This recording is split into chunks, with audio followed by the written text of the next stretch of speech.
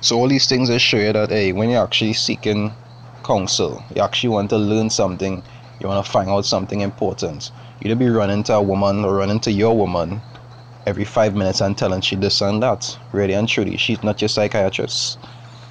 You understand? She's not your psychiatrist. Even if something was to happen between you and a brother, you're supposed to go to that brother according to what the law states and deal with it with him.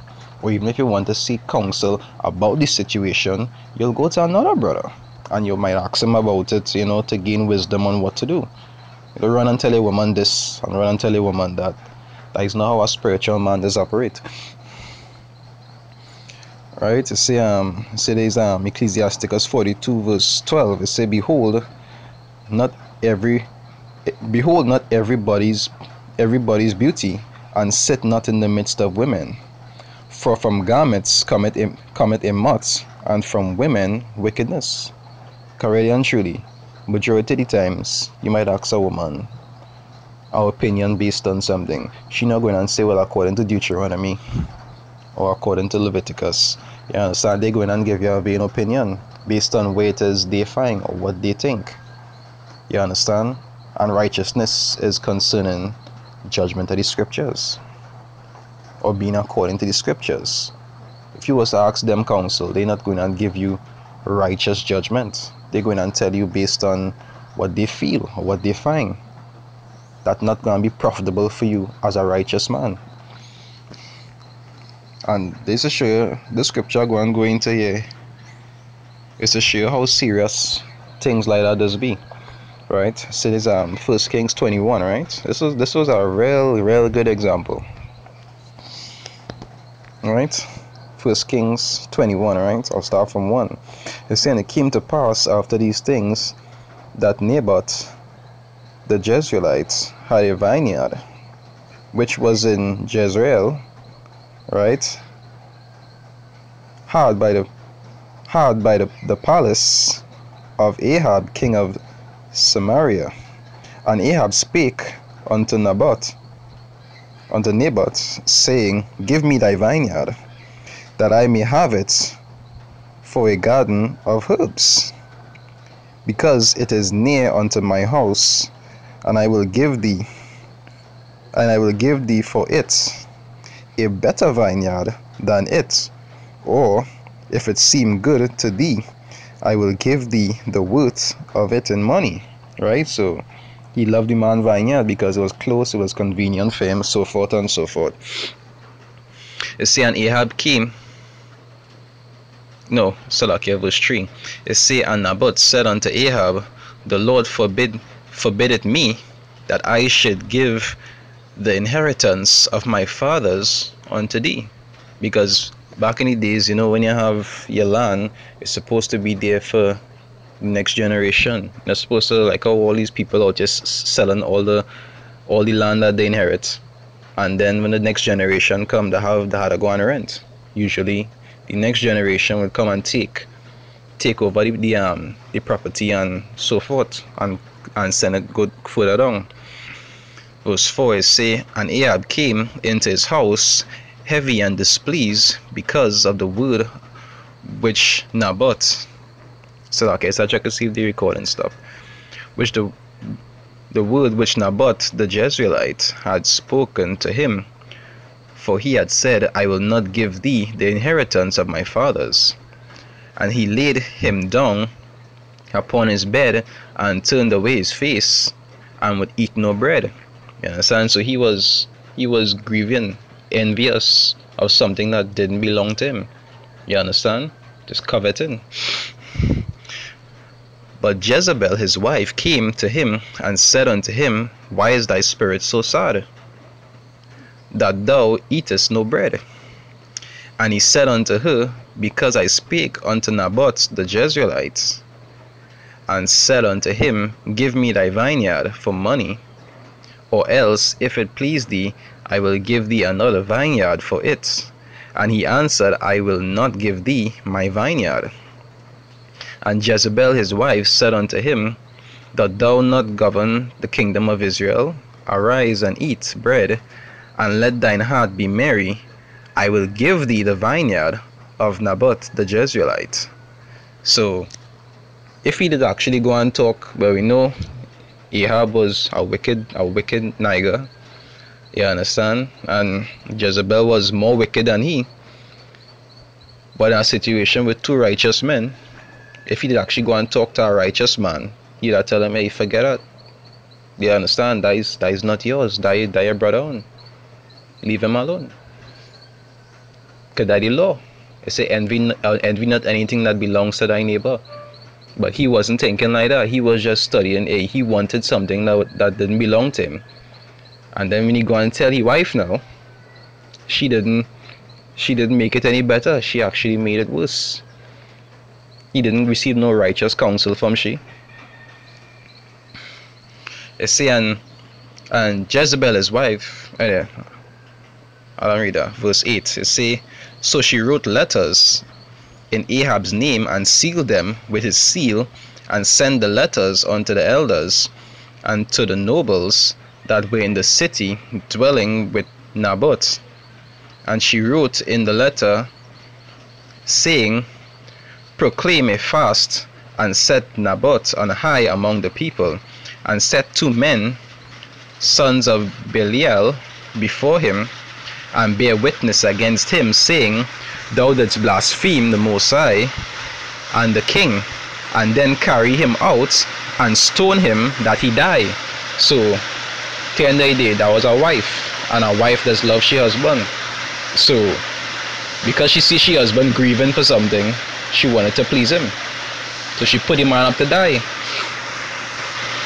And the men of his city, even the elders and the nobles, who were the inhabitants of his city, did as Jezebel had sent unto them, and as it was written in the letters which she had sent unto them. Right? It said they proclaimed a fast and set Naboth on high among the people. And there came in 2 men, children of Belial, and sat before him. And the men of Belial witnessed against him, even against Naboth, in the presence of the people, saying, Naboth did blaspheme the Most High and the king. Then they carried him forth out of the city and stoned him with stones, that he died. And you see, she said 2 witnesses, because they know the law, and they actually use the law wickedly. You understand? They use 2 witnesses, as the law states, to condemn the man. It said, then they sent to Jezebel, saying, Naboth is stoned and is dead. And it came to pass, when Jezebel heard that Naboth was stoned and was dead, that Jezebel said to Ahab, arise, take possession of the vineyard of Naboth the Jezreelite, which he refused to give thee for money, for Naboth is not alive but dead. So like the rain falling, so I know exactly how it's sounding. Right? It said, and it came to pass, when Ahab heard that Naboth was dead, that Ahab rose up to go down to the vineyard of Naboth the Jezreelite to take possession of it. And the word of the Lord came to Elijah the Tishbite, saying, arise, go down to meet Ahab, king of Israel, which is in Samaria.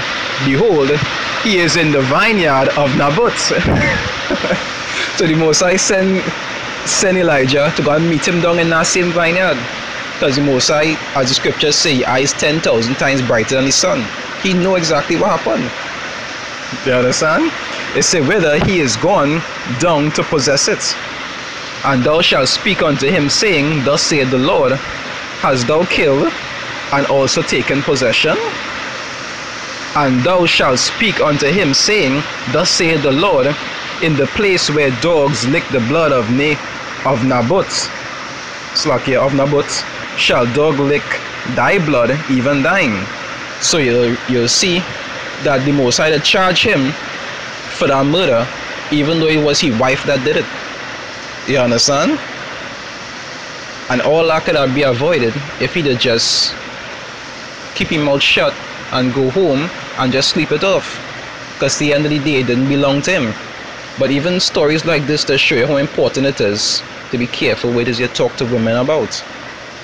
Because let me say, for example, if a brother might have an issue to another brother, and he want to go and have pillow talk with his wife or his woman, after he and that brother resolve it, she could still harbor anger to that brother. You understand? And you will be held accountable. You could be held accountable for it, because the end of the day, that wasn't your business to talk about in the first place. As the law states, you're supposed to deal with your brother. That's why there's even recommend, if certain things going on with the brothers, you don't go and talk to your woman about it. That is not your woman's business. Certain things is just for the brotherhood. It's only for you and your brethren to know and deal with. You understand? Whatever is going with you and your household is you and your woman business.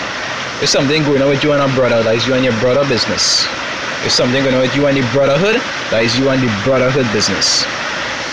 You just have to know what it is you're bringing women into, because their mind not as spiritual as yours. Even though you might assume them to be, if you make a wrong judgment, just like Ahab, you could have to pay the penalty for it also. You understand? You see, and Ahab said to Elijah, "Hast thou found me, O mine enemy?" And he answered, "I have found thee, because thou hast sold thyself to work evil in the sight of the Lord. Behold, I will bring evil upon thee, and will take away thy posterity, and will cut off from Ahab him that pisseth against the wall, and him that is shut up and left in Israel, and will make thine house like the house of Jeroboam the son of Nebat, and like the house of Baasha the son of Ahijah, if I pronounce it properly, for the provocation wherewith thou hast provoked me to anger, and made Israel to sin." You understand? Because he was the cause of that transgression. Because of he envying and then going and talk about things that he shouldn't have talked about, he actually caused others to transgress also. So you have to be real careful with how it is you share information with people, and very importantly, how you share information with women, because they don't think like men just think. They just harbor anger, and they don't always do things according to very unlikely they will do things according to righteousness. They will just do things according to how they feel. So even stories like this, as the scriptures say, all were written aforetime, were written for our learning, that we could actually learn from their mistakes, so that we wouldn't follow the same ones. So all this, there's a short little thing showing you about, about taking counsel with women, because the scriptures tell you enough things about women, about how they just think, how they just operate, how they is even the weaker vessel. So you had to be very careful with the things that you just actually introduce to them, because not everything they could be able to handle, and some things, whether they could handle it or not, is not their business. You understand? Anyway, with that, I'd like to give all praises, honor, and glory to Yahweh, Ba'ashem, Yahushai, Ba'ashem, Rakha, Kodash.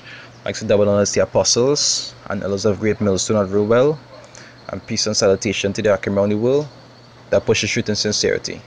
This is your Rabbi from the Trinidad camp saying Shalom.